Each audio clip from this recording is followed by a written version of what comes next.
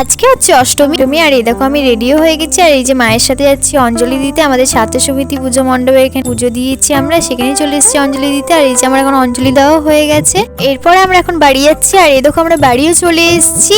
এই যে এখন খাওয়া দাওয়া করতে বসবো। আর এই যে এখন সন্ধ্যেবেলা রেডি হয়ে গেছি, ঠাকুর দেখতে যাবো। তাহলে তোমরা সব ঠাকুর আর প্যান্ডেল দেখো, তারপর তোমার সাথে কথা হচ্ছে।